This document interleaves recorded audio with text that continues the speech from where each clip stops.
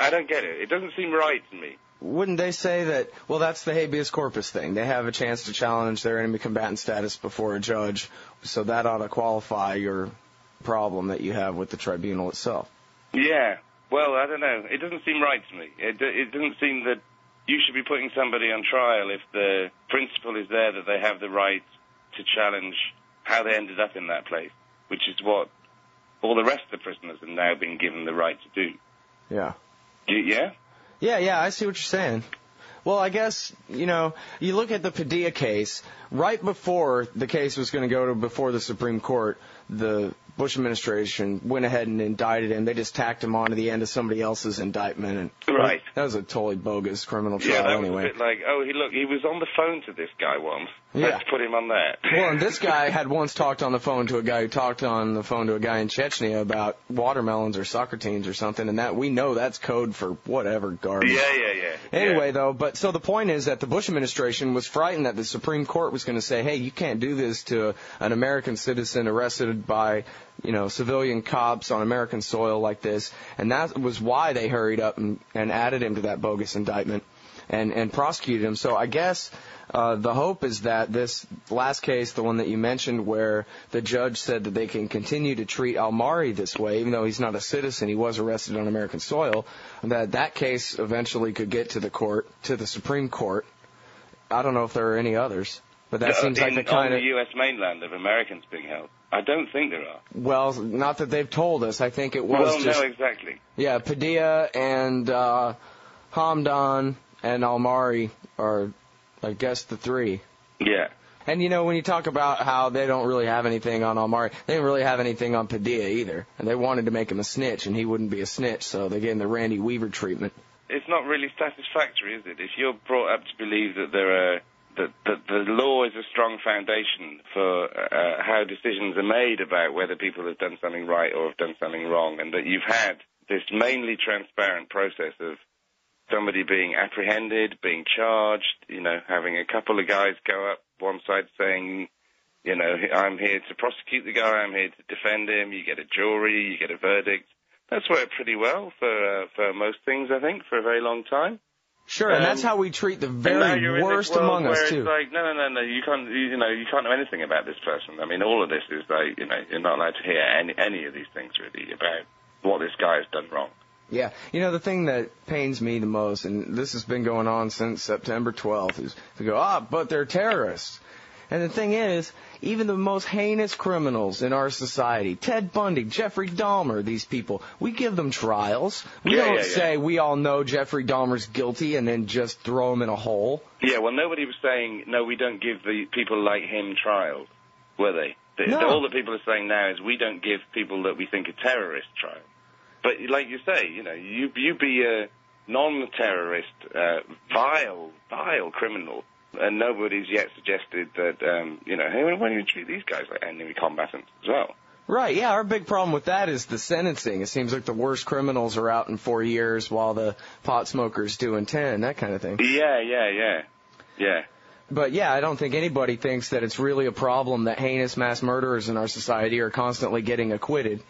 They hadn't thought of this one yet, Scott. And they're going to go away and go, I just heard these two guys on the radio, and they just made me think, why are we giving anybody trials? If we can get away with it with the terrorists. Right, I mean, if the cops arrested him, we know he's guilty.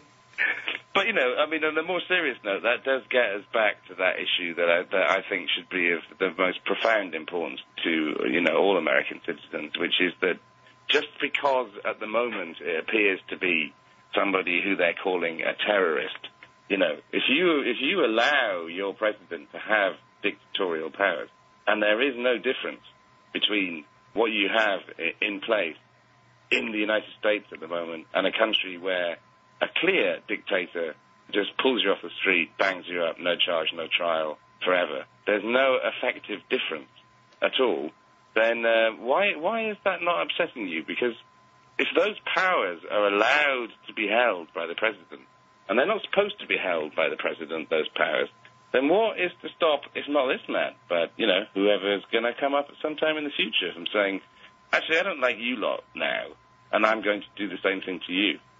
That's what should be really troubling. You know, I don't think it's enough to sit back and say, yeah, but I'm more concerned about, you know, about the price of gas. What do I care about this? You know, if you lose your grip on those fundamental liberties like that, it's a position of trusting people when you shouldn't be trusting them that much.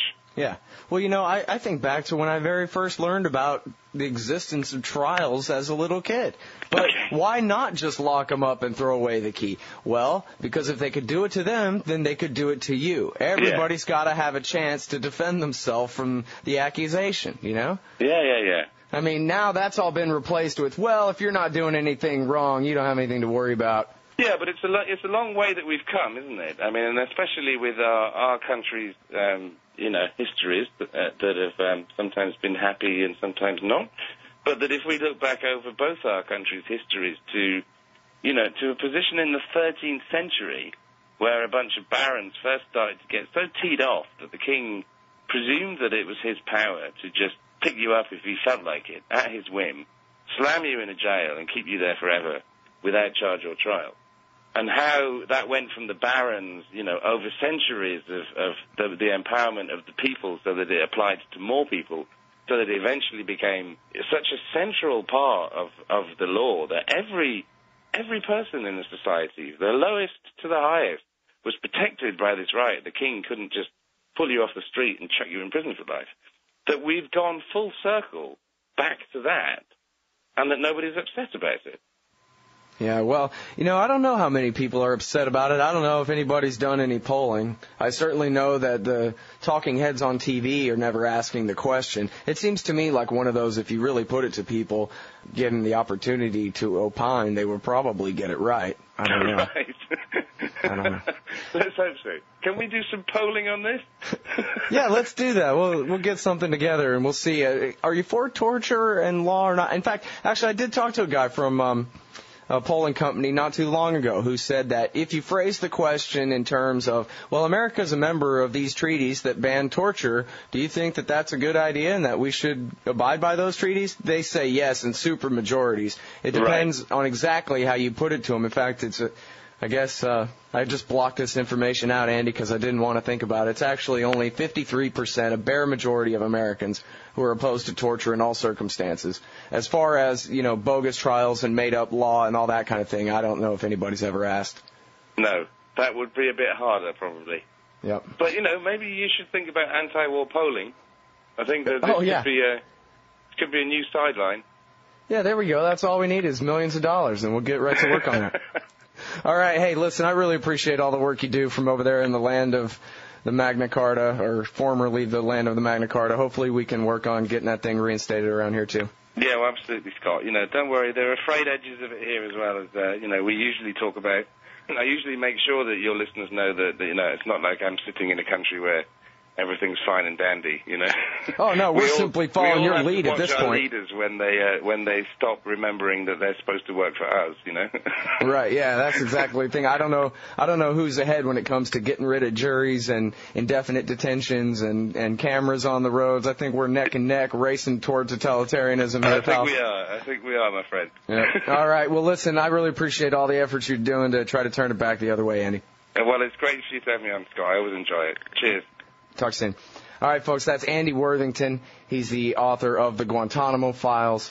If you type antiwar.com/orig, like short for original, antiwar.com/orig/Worthington.php. You can find all his archives there, or just click on the More Viewpoints section. We need to get his name up in the additional contributors there on the front page so you can find him easier. But you can also look at his blog, andyworthington.co.uk.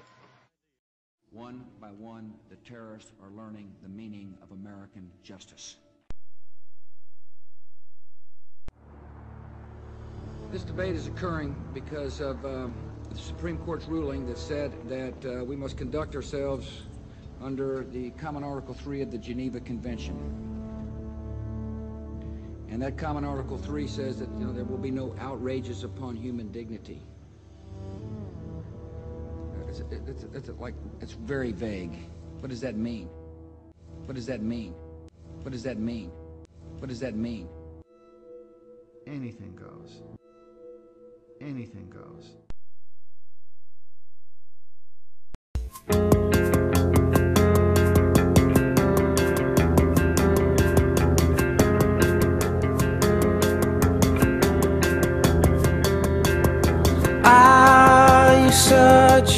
a dreamer to part.